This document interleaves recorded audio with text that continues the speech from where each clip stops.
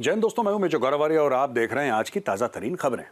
अच्छा, कांग्रेस पार्टी ने सीधी सीधी उंगली उठाई है और बोला है सरकार ने जो 31 ड्रोन लेने का फैसला करा है अमेरिका बहादुर से, उसमें झोल है। और झोल क्या है? कांग्रेस पार्टी का ये कहना, पवन खेड़ा जी हैं जिन्होंने कांग्रेस पार्टी की तरफ से ये इल्ज़ाम लगाया है कि साहब आपने बहुत ज़्यादा पैसे दे दिए।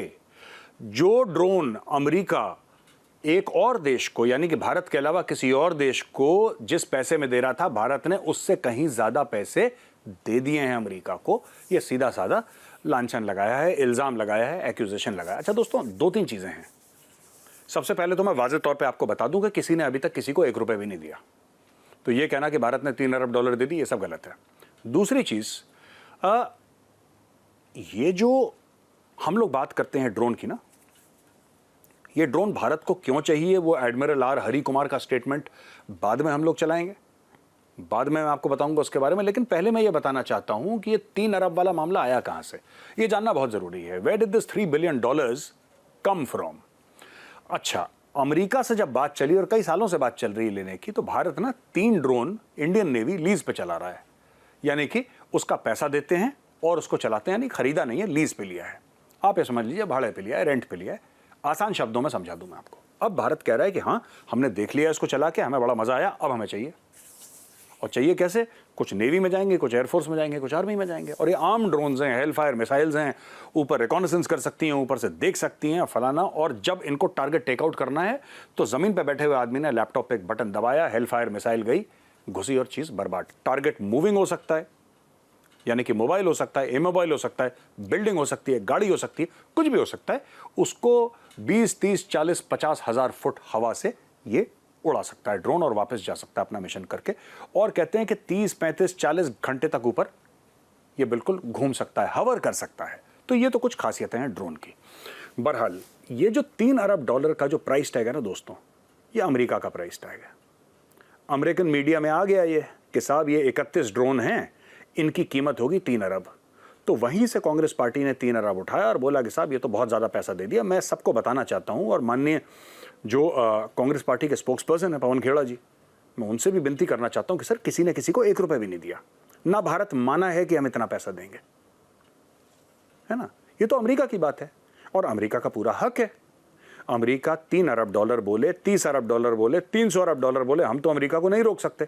हम तो यही रोक सकते हैं कि हमारा जोर किस पे चलता है, कि हम कितना पैसा देंगे।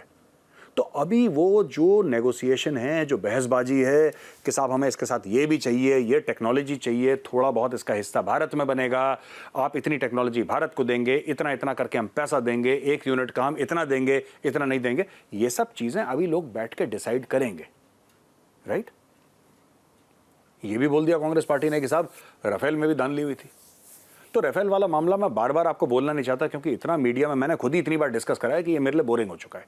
साफ सीधी बात है, सुप्रीम कोर्ट की जो जजमेंट है वो इसमें पड़ी हुई है। सुप्रीम कोर्ट ने जो अपने ऑब्जर्वेशंस दिए हैं, rather than judgement I should say, supreme court के जो ऑब्जर्वेशंस हैं वो जाके आप पढ़ सकते हैं, इंटरनेट पर पढ़े हुए हैं।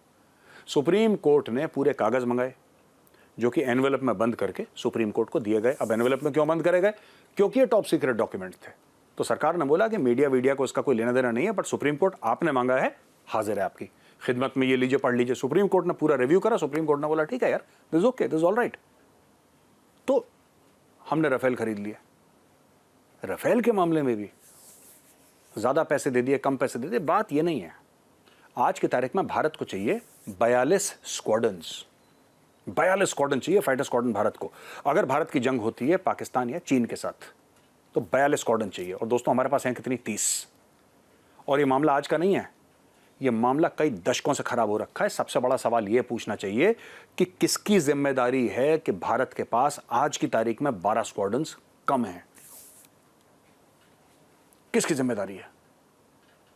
ये जो इतने पायलट्स की डेथ हो गई, आपको पता है जब से भारत आजाद हुआ है 1000 से ऊपर पायलट मारे गए हैं। 1000 से ऊपर पायलटों ने अपनी जान दे दी है, और उसमें से 70% से ज्यादा नॉन वॉर टाइम में उन्होंने अपनी जानें दी हैं, एक्सीडेंट्स में 60 या 70% में। मतलब कि ऐसा नहीं कि आपकी चाइना के साथ लड़ाई हुई या आपकी पाकिस्तान के साथ लड़ाई हुई उसमें उनकी जानें गई हैं, वो सिर्फ 30% गई हैं। 70% ऐसे पायलट्स की हमारी जानें गई हैं ट्रेनिंग एक्सीडेंट में। कोई तो बताएगा। आपने ऑपरेशन पराक्रम सुना है? ऑपरेशन पराक्रम तब लॉन्च हुआ था दोस्तों जब पाकिस्तानी आतंकवादियों ने अटैक कर दिया था हमारी पार्लियामेंट पे। याद होगा आपको, पार्लियामेंट पे अटैक हो गया था 13 दिसंबर का वो दिन, याद है ना आपको? हाँ वही। उसके बाद आर्मी, नेवी और एयरफोर्स ने लॉन्च करा ऑपरेशन पराक्रम। ऑपरेशन पराक्रम में तकरीबन 10 लाख लोग बॉर्डर पहुंच गए, 10 लाख सैनिक हमारे, 1 million eyeball to eyeball. BSF भी उसमें, आर्मी तो थी, नेवी तो थी, एयरफोर्स थी, उसके अलावा बीएसएफ भी पहुंच गई और आईटीबीपी भी पहुंच गई और सब लोग पहुंच गए बॉर्डर पे। लड़ाई नहीं हुई पाकिस्तान से, लड़ाई नहीं हुई पाकिस्तान से, जंग नहीं हुई पाकिस्तान से, युद्ध नहीं हुआ पाकिस्तान से। पर आपको पता है हमारे कितने भाई वीरगति को प्राप्त हुए बिना लड़ाई के? 700 से ज्यादा, 700 से ज्यादा भारतीय अफसर और जवान वीरगति को प्राप्त हो गए ऐसे ऑपरेशन में, या ऐसे जिसको कहते हैं मोबिलाइजेशन में, मुझे कहना चाहिए सही शब्द मोबिलाइजेशन है, ऐसे मोबिलाइजेशन में जिसमें जंग नहीं हुई थी, जिसमें लड़ाई युद्ध नहीं हुआ था। 700 से ऊपर मारे गए। और कारगिल में कितने भाई वीरगति को प्राप्त हुए? पूरी कारगिल जो कि एक युद्ध थी, जंग था कारगिल, उसमें कितने गए आपको पता है? 527। यानी कि कारगिल की लड़ाई में हमारे कम भाई वीरगति को प्राप्त हुए और सिर्फ एक मोबिलाइजेशन में हमारे ज्यादा भाई वीरगति को प्राप्त हो गए। क्यों? क्योंकि आपकी इक्विपमेंट की क्वालिटी थर्ड रेट थी, आपकी इक्विपमेंट की क्वालिटी घटिया थी। कौन इसका जिम्मेदार है? कोई बात भी नहीं करता इसके बारे में। और मैं गारंटी के साथ कहता हूं कि जो फौजी नहीं है, हमारे जो सिविलियन भाई बहन प्रोग्राम देख रहे हैं ना, उनको पता भी नहीं होगा, उनको पता भी नहीं होगा, क्योंकि आपको पता ही नहीं गया। आप जाके इंटरनेट पे इसके ऊपर रिसर्च करिए, वो कैसे जाने चली गई इतनी ज्यादा। ऑपरेशन पराक्रम की तरह पूछिएगा कितने लोग गए ऑपरेशन पराक्रम में? कोई युद्ध हुआ या भारत पाकिस्तान के अंदर घुस गया, पाकिस्तान भारत के अंदर घुस गया? हुआ क्या था ऑपरेशन पराक्रम में? ये सिंपल एक मोबिलाइजेशन था, बहुत बड़ा मोबिलाइजेशन था, सबसे बड़ा मोबिलाइजेशन था, लेकिन था एक मोबिलाइजेशन, ये जंग नहीं थी। मोबिलाइजेशन कब होता है? जब यूनिट अपने एरिया से बॉर्डर पे जाती है, सबको इकट्ठा करके बॉर्डर पे पहुंचने की इस मूवमेंट को मोबिलाइजेशन कहते हैं। इसमें और भी चीजें हैं कई सारी, लेकिन बेसिक मैं आपको आसान शब्दों में बता दूं। उसमें 700 से ऊपर भाई हमारे वीरगति को प्राप्त हो गए। पूछा किसी ने? तो साहब हर चीज में कहना कि ये गलत है, ये गलत है, ये ढिमका, ये फलाना, ये सब चीजें नहीं करनी चाहिए। और मेरी हाथ जोड़ के विनती है, ऐसा काम मत करिए, देश की सुरक्षा को कमजोर मत करिए सिर्फ कुछ चंद वोटों के लिए। डॉक्टर जयशंकर ने एक सवाल हुआ उनसे और उन्होंने एक जवाब दिया कि the state of the border will determine the state of the relationship. ये चाइना की ओर इशारा करके, यानी कि जो बॉर्डर का लाइन ऑफ एक्चुअल कंट्रोल की बात यहां पे हो रही है, लाइन ऑफ एक्चुअल कंट्रोल का जो उस समय स्टेटस होगा वही हमारा और चीन का स्टेटस होगा। यानी कि भारत के फॉरेन मिनिस्टर ने, विदेश मंत्री ने सीधा साधा चाइना के ऊपर बात रख दी कि भाई अगर आप चाहते हैं, क्योंकि चाइना कई बार ये कहता है कि हम चाहते हैं भारत का अच्छे रिश्ते हों, तो इन्होंने साफ सीधी बात कर दी कि देखो भाई, अगर आप चाहते हो भारत के साथ अच्छे रिश्ते हों तो लाइन ऑफ एक्चुअल कंट्रोल पे आपको मामले ठीक करने पड़ेंगे, वरना आपकी और हमारी बनेगी नहीं। और ये भारत कह चुका है कि हमारे जो रिश्ते चीन के साथ हैं वो नॉर्मल नहीं है। ये भारत कई बार कह चुका है दोस्तों। अब मैं आपको जरा ना थोड़ी सी डेप्थ में समझाता हूँ स्टोरी है क्या। देखिए, लाइन ऑफ एक्चुअल कंट्रोल कोई लाइन नहीं है।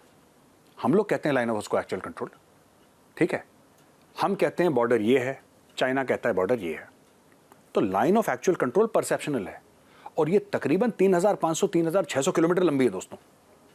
डॉक्टर जयशंकर साहब ने जो बात करी है ना, उसको समझना, उसका एक परिप्रेक्ष्य है, उसका एक कॉन्टेक्स्ट है। और कॉन्टेक्स्ट ये है कि line of actual control perceptual है। भारत कई दशकों से चीन से ये कह रहा है कि आप और हम बैठते हैं, कमेटी बनाते हैं और आपस में लेन देन करके खत्म करते हैं। जो जमीन आपकी वो आपकी, जो हमारी हमारी, इसको बना देते हैं इंटरनेशनल बॉर्डर। कोई ज़रूरत नहीं है -50 -40 में इतने फौजी वहाँ पे रखना। सब लोग परेशान होते हैं इससे, फालतू का खर्चा होता है। डेवलपमेंटल एक्टिविटीज़ में हम खर्चा करते हैं पैसा, स्कूल बनाए, अस्पताल बनाए, क्यों वहाँ पे फौजियों को रखना फालतू में। और जो हमारे मतभेद हैं, चलिए आइए आपस में बातचीत करके इसको सॉल्व कर देते हैं। लेकिन नहीं, चीन ने मना कर दिया। नीयत ख़राब है चीन की। अब चीन की नीयत क्यों ख़राब है दोस्तों, मैं आपको बताता हूँ। अरुणाचल को भी चीन साउथ टिबेट बोलेगा, यानी कि हमारा इलाका है।